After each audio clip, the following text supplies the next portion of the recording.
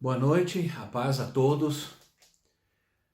Que bom que estamos juntos outra vez, pela graça de Deus, pela misericórdia de Deus. Continuando com os nossos, com o nosso estudo sobre as parábolas de Jesus. Tem sido bastante emocionante, muito edificante. Agradeço bastante a alguns que compartilham comigo o quanto Deus tem abençoado a sua vida através dessas parábolas, desses estudos das parábolas proferidas pelo nosso Senhor Jesus Cristo. Antes de começar, ou melhor, antes de continuarmos, vamos orar. Querido Pai Celestial, bendito Deus, nós te damos graças por mais um dia de vida que o Senhor nos concede. Mais um dia passamos na Tua presença e mais um dia nos reunimos para estudar a Tua palavra, Senhor. Meu Deus, obrigado por nos ajudar, Espírito Santo, nos aconselhar, nos ensinar e nos capacitar, Deus. Espero, Senhor, que esta palavra possa edificar a vida de muitos, possa trazer paz, possa trazer, Senhor, entendimento, ó Pai, e também luz àqueles que as ouvem. Meu Deus, eu te agradeço, peço mais uma vez que o Senhor envie os teus anjos com a bênção do Senhor sobre cada casa, família, sobre todos aqueles que nesta noite nos ouvem, que o Senhor os alcance com a tua bênção, com a tua paz, com a saúde, com a prosperidade do Senhor e com a alegria do teu Espírito Santo. Muito obrigado, Senhor. Ajuda-nos, Espírito Santo, capacita-nos, Senhor, com a tua iluminação e graça, para que possamos, ó Deus, caminhar nesse estudo da tua palavra com seriedade, com equilíbrio e com fidelidade, Senhor. Muito obrigado, nós te agradecemos, nós te louvamos. Em nome do Senhor Jesus oramos. Amém, Senhor. Amém, amém. Muito bem, estamos continuando seguindo o nosso estudo temático. Não é um estudo sistemático, é um estudo temático das parábolas de Jesus. Vamos continuar estudando, vamos ver se nós conseguimos terminar o segundo grupo de parábolas que nós estamos estudando, com temas de motivação, de recompensa, de a perseverança, a fidelidade e ao serviço. Muito bem, vamos começar com a parábola do construtor da torre e o rei que vai à guerra. Parábola do construtor da torre e o rei que vai à guerra. Poderíamos separar, porque aparentemente são duas parábolas, mas na verdade uma está ligada à outra. Uma história está totalmente ligada à outra no sentido de tema, ou daquilo que Jesus queria transmitir. Lucas capítulo 14, versículo 28. Lucas 14, 28. Lucas 14, 28 a 33 diz assim: Qual de vocês, se quiser construir uma torre, primeiro não se assenta e calcula o preço, para ver se tem dinheiro suficiente para completá-la? Pois, se lançar um alicerce e não for capaz de terminá-la, todos os que a virem rirão dele, dizendo: Este homem começou a construir e não foi capaz de terminar. Ou, qual rei que, pretendendo sair à guerra contra outro rei, primeiro não se assenta e pensa se com 10.000 homens é capaz de enfrentar aquele que vem contra ele com 20.000? Se não for capaz, enviará uma delegação enquanto o outro ainda está longe e pedirá um acordo de paz. Da mesma forma, qualquer de vocês que não renunciar a tudo que possui, não pode ser meu discípulo. No contexto desta parábola, Jesus está falando sobre o preço do discipulado. São parábolas que, na verdade, falam sobre o discipulado, a importância do discipulado. Ele diz: se alguém quer ser meu discípulo, se alguém quer ser meu discípulo, tem um preço, tem uma renúncia, e não deve voltar atrás, por circunstância nenhuma, por situação nenhuma. Nos versículos 25 a 27, Jesus deixa bem claro isso, ao preparar-se para expor essas duas parábolas pequenas, mas muito, muito importantes. O versículo 26 e o versículo 27, anteriores ao que nós lemos, diz assim: uma grande multidão ia acompanhando Jesus. Este, voltando-se para ela, disse: se alguém vem a mim e ama seu pai, sua mãe, sua mulher, seus filhos e suas irmãs, ou irmãos e irmãs, e até sua própria vida, mais do que a mim, não pode ser meu discípulo. E aquele que não carrega sua cruz e não me segue, não pode ser meu discípulo. O discipulado é um grande desafio. Requer não somente muita coragem, mas também prudência, além de renúncia. E é o que ensina essas parábolas. A entrega que fazemos ao Senhor não pode ser temporária. Diante da menor dificuldade, sair correndo, voltar atrás, não é o que o Senhor espera de um discípulo. A entrega ao Senhor, ao ser, ou ser seu discípulo, é algo permanente. O sacrifício é permanente, a renúncia é permanente, o preço é permanente. Ora, por isso a gente não se volta atrás na decisão de seguir a Cristo, custe o que custar. É vergonhoso tomar uma decisão importante e deixá-la no meio do caminho por qualquer circunstância. O texto diz que aquele homem, ao não calcular direito o preço da construção da torre, a constrói e depois não consegue terminar, ela deixa no meio. Ao ver isso, as pessoas vão zombar dele, vão rir. Por isso, o Senhor espera que sejamos persistentes e perseverantes, diligentes no nosso trabalho, no nosso serviço ao Senhor, para que nosso trabalho não envergonhe ao nosso Senhor. Ora, é vergonhoso tomar uma decisão tão importante, principalmente a decisão de seguir a Cristo, servir a Cristo, e deixar no meio do caminho e abandonar por qualquer coisa, por qualquer situação ou por qualquer pessoa, né? Inclusive, o Senhor está deixando bem claro, inclusive até diante da oposição da própria família, né? Como diz o versículo 26, claro que o Senhor não está falando em termos absolutos, né? O Senhor não está falando em termos absolutos por qualquer coisa. Ele está dizendo que nem os laços ou os afetos humanos, né, ou de parentesco, devem impedir que sigamos a Cristo, devem impedir que sejamos seus discípulos. Afinal de contas, o nosso amor a Ele deve estar em primeiro lugar. Devemos colocar o Senhor em primeiro lugar. A questão aqui não é desprezar a família, abandonar a família. Não é isso que Deus quer e não é isso que Ele está pedindo para nós. O que Ele está pedindo é colocá-lo em primeiro lugar. Nem sempre colocando ao Senhor em primeiro lugar na nossa vida, nossa família vai concordar, vai nos amar. Ao contrário, possivelmente podem nos rejeitar, porque estamos colocando a Deus em primeiro lugar. A maior lição a ser aprendida aqui, irmãos, é: quem ama ao Senhor sobre todas as coisas, jamais abandonará a sua família. Essa é a verdade. Não pode ser ao contrário. Você não pode abandonar a Cristo por causa da sua família. É isso que o Senhor está dizendo, né? Não abandonar a Cristo por amar primeiro as outras coisas ou pessoas.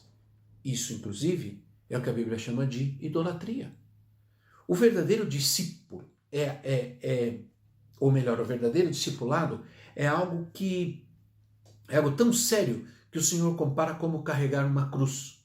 Naquela época, o condenado deveria carregar a sua cruz até o lugar da sua morte, até o lugar onde ele seria crucificado. O discipulado nos mostra que há coisas que precisam morrer em nós para que Cristo prevaleça. E esse tem sido o problema de muita gente, né? Querem seguir a Cristo, mas querem colocar em primeiro lugar seu bem-estar, sua família e etc. Ora, a parábola do rei que vai para a guerra nos mostra o perigo de enfrentar o inimigo e não estar preparado e não o conhecer. A nossa guerra, ela é espiritual. E um discípulo de Jesus deve saber enfrentar sempre essa guerra espiritual e não se render a ela e abandonar, por mais que ela dure, por mais que ela perdure. Ora, nossa luta não é contra carne nem sangue, diz Paulo em Efésios capítulo 6. É necessário conhecer a nós mesmos, é necessário conhecer o nosso inimigo, para poder aprender a realizar a guerra espiritual, a vida com Cristo.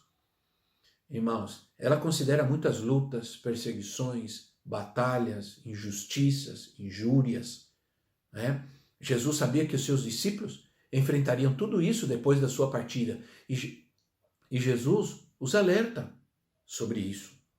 Ora, o discípulo de Jesus não pode fazer acordo com o inimigo. Não existe acordo com o inimigo que vem senão para roubar, matar e destruir. Não existe. O Senhor está deixando bem claro que o discipulado envolve sacrifício e dificuldades e exige renúncia de tudo. Não podemos empreender algo para o Senhor e no meio do caminho achar que está muito difícil e que não vamos conseguir. Não é isso que Deus espera do seu discípulo. Não existe um sacrifício único. Muitos gostariam que fosse assim. Eu já passei por isso, não preciso passar de novo. Quem disse, né? Mas a autonegação é algo permanente e não temporário ou ocasional. Então, é isso que essa parábola, essas duas pequenas parábolas, nos ensinam. Tão grande lição, não é verdade? Vamos a outra parábola, a parábola das 10 minas. Está em Lucas capítulo 19, versículo 11 a 27. Lucas 19, 11 a 27. Que diz assim: estando eles a ouvi-lo, Jesus passou a contar-lhes uma parábola. Perdão. Porque estava perto de Jerusalém e o povo pensava que o reino de Deus ia se manifestar de imediato. Ele disse: um homem de nobre nascimento foi para uma terra distante para ser coroado rei e depois voltar.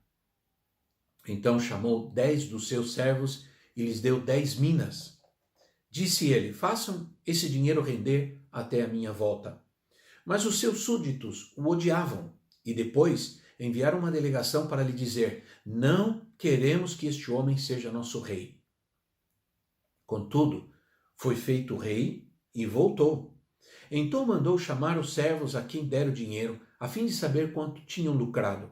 O primeiro veio e disse: Senhor, a tua mina rendeu outras 10. Muito bem, meu bom servo, respondeu o Senhor. Por ter sido confiável no pouco, governe sobre 10 cidades. O segundo veio e disse: Senhor, a tua mina rendeu 5 vezes mais. O Senhor respondeu: também você encarregue-se de 5 cidades. Então veio outro servo e disse: Senhor, aqui está a tua mina. Eu a conservei guardada num pedaço de pano. Tive medo porque és um homem severo. Tiras o que não puseste e colhes o que não semeaste.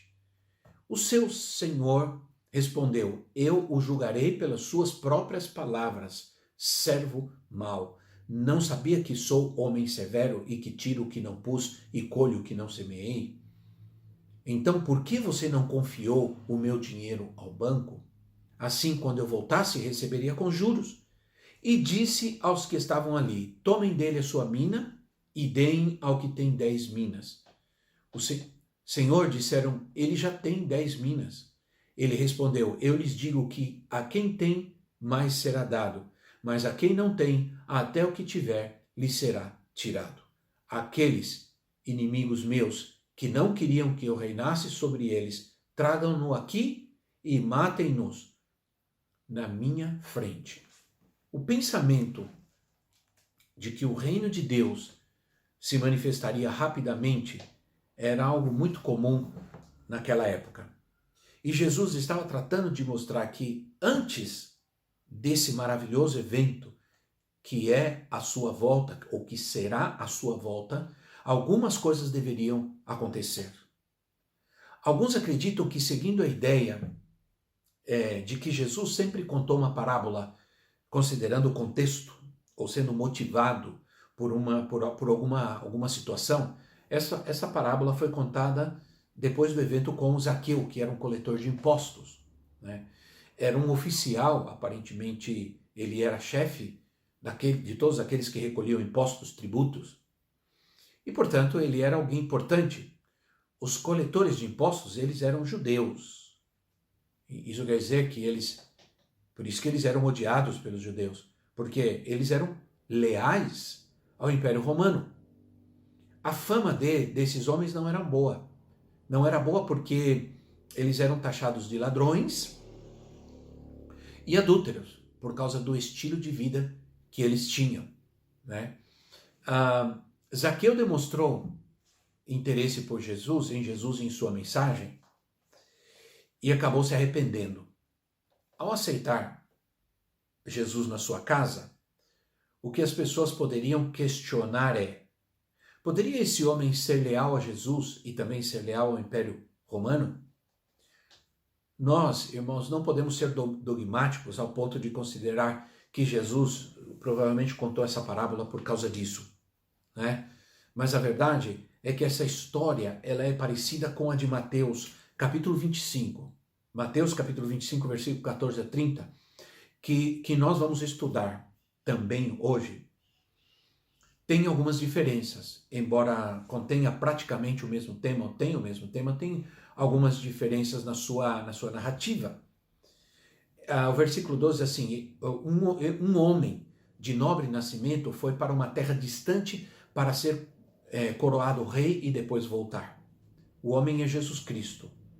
Em Mateus, por exemplo, não menciona ser um nobre, menciona apenas ser um homem. Ele foi para o Pai, depois da sua ascensão, ele recebeu do Pai toda a autoridade no céu e na terra e voltará como rei. Esse é Jesus. Esse é Jesus. Então, o homem distribuiu entre seus servos 10 minas para cada um. Em Mateus, há uma diferença na quantidade, né? Nós vamos ver. Era uma medida de peso. O talento de Mateus, da parábola que vamos ver de Mateus, valia ou valia mais do que a mina. Era outra medida de valor. Essas diferenças, elas não afetam a narrativa, o propósito do Senhor é o mesmo, tanto em Lucas como em Mateus. Ele distribui as minas e os manda negociar, render o dinheiro, trabalhar, né? Uma tradução possível, uma tradução que poderia ser correta também seria ocupem-se. Aqui estão essas minas, ocupem-se delas, né? Trabalhem. Aqui podemos encontrar a liberdade e a responsabilidade que Deus nos dá. Liberdade, sim, mas também responsabilidade. Muita gente quer liberdade sem responsabilidade. Liberdade sem responsabilidade é anarquia, é confusão. É isso que a gente vê por aí, né? Muita, principalmente a juventude, que quer liberdade, mas não quer responsabilidade. É a liberdade e a responsabilidade que Deus nos dá no exercício do nosso chamado, ou com aquilo que Ele nos dá, com a nossa salvação, com os dons e os talentos que Ele nos concede. Ora, versículo 14, assim, mas os seus súditos o odiavam, e depois enviaram uma delegação para dizer, não queremos que este homem seja nosso rei. Claramente, aqui está falando da rejeição que os judeus tinham com Jesus, dos judeus e dos romanos. Não foram eles mesmos que disseram, né? Não foram os judeus mesmos que disseram aos romanos, não temos outro rei senão César. Eles o rejeitaram como rei, eles rejeitaram o Senhor Jesus como rei. Como ele mesmo disse que ele voltaria, e ele sabia que ele voltaria, e eles sabiam disso, eles sabiam que eles viriam, que Jesus voltaria para julgar aqueles que o rejeitariam, e isso vai acontecer. Essa mensagem, então, ela é escatológica, porque ele diz, essas pessoas que vieram, que me odeiam e que vieram e me desprezaram, eu quero que tragam, porque eles vão morrer. Ora, isso é escatológico, quando Jesus voltar, ele ajuizará essas pessoas, aqueles que se opuseram e rejeitaram. Entende? Então, realmente essa parábola, ela nos detalha, e aos detalhes eu quero mostrar para vocês, né, em Mateus. Os detalhes eu quero mostrar na parábola de Mateus, onde nós vamos, que é a parábola dos talentos, onde nós vamos nos deter um pouquinho mais, ok? A parábola dos talentos está em Mateus capítulo 25. Mateus capítulo 25, versículo 14 ao 30. Mateus capítulo 25, versículo 14 ao 30. Diz assim: E também será como um homem que ao sair de viagem chamou seus servos e confiou-lhe os seus bens. A um deu 5 talentos, a outro 2 e a outro 1. A cada um de acordo com a sua capacidade e em seguida partiu de viagem. O que havia recebido 5 talentos saiu imediatamente, aplicou-os e ganhou mais 5. Também o que tinha 2 talentos ganhou mais 2. Mas o que tinha recebido 1 talento saiu, cavou um buraco no chão e escondeu o dinheiro do seu senhor. Depois de muito tempo, o senhor daqueles servos voltou e acertou contas com eles. O que tinha recebido 5 talentos, veja, eu ganhei mais 5. O senhor respondeu: muito bem, servo bom e fiel. Você foi fiel no pouco, eu o porei sobre muito. Venha e participe da alegria do seu senhor. Veio também o que tinha recebido 2 talentos e disse: Senhor, o senhor me confiou 2 talentos, veja, eu ganhei mais 2. O senhor respondeu: muito bem, servo bom e fiel, você foi fiel no pouco, eu o porei sobre muito. Venha e participe da alegria do seu senhor. Ora,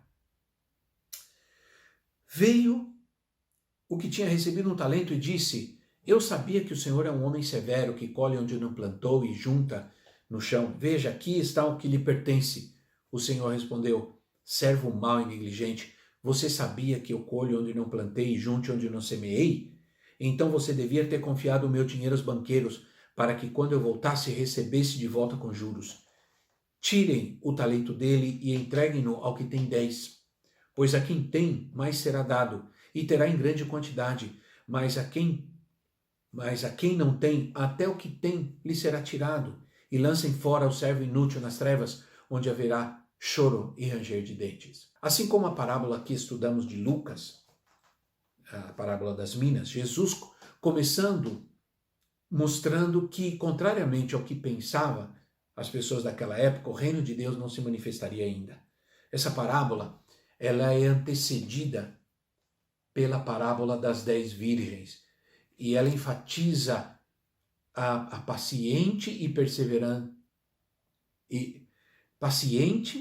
perseverância na volta de Cristo.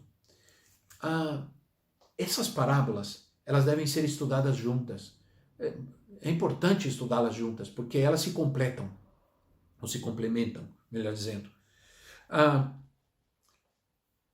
Enquanto a parábola dos talentos, ela enfatiza a paciente e perseverante volta de Cristo, a das 10 virgens, a dos talentos, ela enfatiza que enquanto nós esperamos pacientemente e diligentemente, nós devemos trabalhar, nós devemos servir. Essa é uma palavra que eu tenho usado muito no meu discipulado ministerial, ser diligente. Essa palavra é usada aqui. A diligência deve ser uma característica de um servo de Deus e um filho de Deus, sabia? Ser diligente significa ser aplicado, ser dedicado, ter urgência, presteza, responsabilidade em realizar alguma tarefa.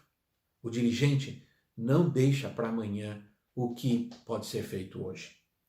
O fato de sermos salvos não nos dá o direito de vivermos de qualquer jeito, né? De viver do jeito que nós queremos, desleixadamente, vivendo os prazeres do pecado e do mundo, dizendo-se cristão. Ora, eu fico pensando naquele que recebeu 5 talentos, diz o texto, que ele saiu imediatamente, ele saiu rápido. e ele se ocupou, ele trabalhou, ele se dedicou em multiplicar aquilo que o Senhor lhe havia dado.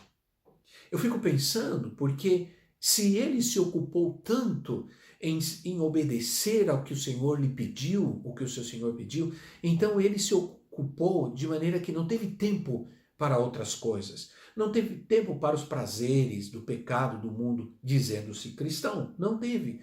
Entende, meus irmãos? Nós nos ocupamos com as coisas de Deus, nos ocupamos em servir ao Senhor, não vamos ter tempo para aquilo que não nos serve, para aquilo que não nos edifica, para aquilo que não nos abençoa. Temos responsabilidade com tudo aquilo que Deus nos deu. Ele nos deu a sua salvação, a sua libertação, nos deu seus dons, seus talentos. Nós temos muita responsabilidade com isso, e essas parábolas nos ensinam que nós seremos cobrados. Isso que é importante a gente lembrar, né? Deus manda a gente cuidar da nossa salvação, da gente cuidar da nossa salvação. Deus nos deu responsabilidade, e se eu ignoro essa responsabilidade, é porque eu creio que não haverá cobrança nenhuma. Eu fico descansado achando que não vai ter nenhum tipo de cobrança. Isso não é verdade. Nós vamos prestar contas, não é? Sim, haverá cobrança. Ora, em Efésios, se eu não me engano, Efésios capítulo 3, versículo 2, Paulo diz que a graça impõe responsabilidade. 3:2 diz assim: certamente vocês ouviram falar da responsabilidade imposta a mim em favor de vocês pela graça de Deus. A graça não é a liberdade para viver de qualquer jeito. A graça nos impõe responsabilidade, muita responsabilidade. Ora, o Senhor mostra nessas parábolas tudo isso que nós acabamos de falar. A parábola das 10 virgens se relaciona à vida cheia do Espírito, né? A dos talentos se relaciona à vida de serviço, de servir. Na parábola das 10 virgens, o reino exige vigilância, estar vigilante. Nas parábolas dos talentos, exige fidelidade. Que interessante, que importante. Ora, versículo 14, assim: e também será como um homem que ao sair de viagem chamou seus servos e confiou-lhe os seus bens. Aqui nós temos a mesma coisa, né? O homem é Cristo, ele entregou seus bens aos seus servos, somos filhos e somos seus servos, e ele nos deu também bens poderosos, como a salvação, como a libertação, como a palavra, como seus dons e seus talentos, né? A um deu 5 talentos, a outros 2, a outro 1, como vimos. E é importante aqui notar que diz, cada um deu de acordo com a sua capacidade. Em seguida ele partiu de viagem. Ora, ele distribuiu os talentos conforme a capacidade de cada um. O Senhor nos conhece. O Senhor conhece os seus servos. E ele conhece a capacidade de cada um. Por isso ele não nos dará mais para fazer do que aquilo que a gente pode fazer, do que aquilo que a gente pode suportar. O Senhor não nos dará algo que nós não podemos fazer, né? Por maior e mais poderoso que seja. Outro dia alguém me disse, Deus deu um ministério tão grande para muita gente. E para mim e para outros, nosso ministério não cresce. Nós ficamos com esse grupo pequeno de pessoas que não avança, não cresce. Eu disse, irmão, Deus sabe a nossa capacidade. E Deus deu àquele mais porque sabe que ele pode suportar. E deu a outros menos porque ele sabe que é o que eles podem suportar. Se você for diligente, eu vou te dizer uma coisa, se você for diligente, dedicado ao que Deus te deu, não importa a quantidade, o tamanho, se você for diligente e você for responsável e fiel, Deus vai te abençoar tanto quanto aquele a quem ele deu muito mais, muito mais. Esse é o princípio que nós estamos vendo aqui nesta parábola. Ora, cada servo recebeu a responsabilidade correspondente à sua capacidade. E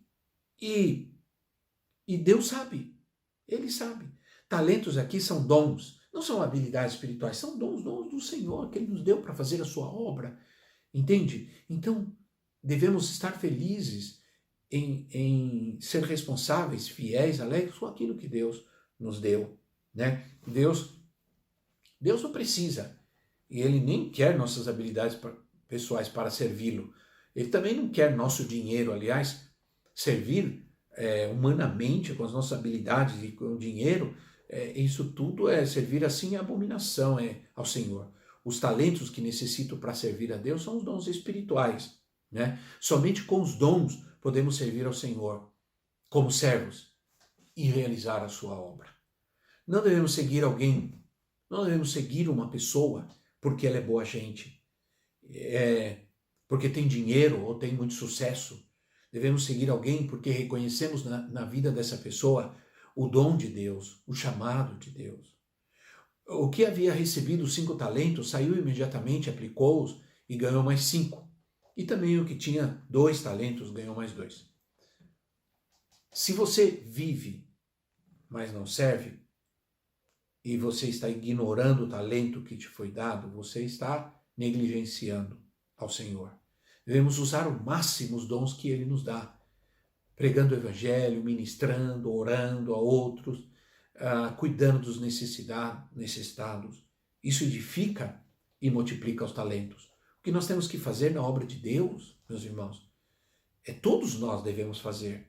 Não só aqueles que nós achamos que são pagos para fazer. Não, isso não existe. Todos nós devemos fazer a obra de Deus. Todos nós devemos servir ao Senhor. É uma responsabilidade de todos nós. Não adianta a gente ficar em casa e dizer, a igreja não está visitando, os pastores, os líderes não estão visitando, não estão orando, e eu não estou fazendo nada tampouco. Eu também não estou fazendo nada. Isso é ridículo, né? Então, ora, embora eu seja humanamente fraco, falho, tenho a graça, eu tenho o privilégio de ser portador das riquezas do Senhor para outros. É o que Paulo diz em Efésios 3:8. Diz assim, embora eu seja o menor dos menores de todos os santos, foi-me concedida esta graça de anunciar aos gentios as insondáveis riquezas de Cristo. Foi-me dado o privilégio de trabalhar, de servir, de levar a palavra. Né? Isso é um privilégio, foi dado a mim. É uma dádiva, é um dom. Ora, irmãos, entenda que a Bíblia ela está numa sequência. Jesus está discursando sobre a sua vinda, sobre o reino, no capítulo 24, 45. O servo fiel que o Senhor encarrega da sua casa para dar-lhes o alimento. Isso significa atender os necessitados, suprir a palavra, o alimento espiritual. Olha lá nessa parábola do servo. Mas o que tinha recebido 1 talento saiu, cavou um buraco no chão e escondeu o dinheiro do seu senhor. Muitas vezes há pessoas que não valorizam o seu dom porque creem que ele é pequeno, que ele é insignificante, ou que precisa de um reconhecimento e de um título para exercer o seu dom. Eu quero dizer para você que ninguém precisa de um título para exercer o dom que Deus lhe deu. Sabia disso? Eu não preciso receber a ordenação de evangelista, de apóstolo, de profeta, seja lá o que for, para poder exercer o dom que Deus me deu. Ora, esconder na terra, no chão, tem a ver com as coisas terrenas, hein? Olha só. Tem a ver com as coisas mundanas, do homem terreno, do homem carnal, não com o homem celestial e espiritual. Estou permitindo que o mundo sufoque o que Deus me deu. Né? As coisas humanas, as coisas da terra sufoquem o que Deus me deu. Né? Não tenho tempo para servir, o tempo está ligado ao serviço, porque não tenho tempo para orar, ler a Bíblia, não tenho tempo para servir ao Senhor, então eu me torno, para o Senhor, infrutífero.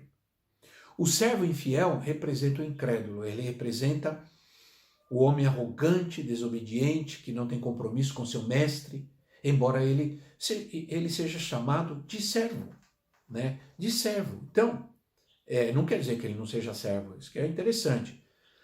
Quando o Senhor volta, a sua irresponsabilidade é exposta e o seu castigo é duro, né?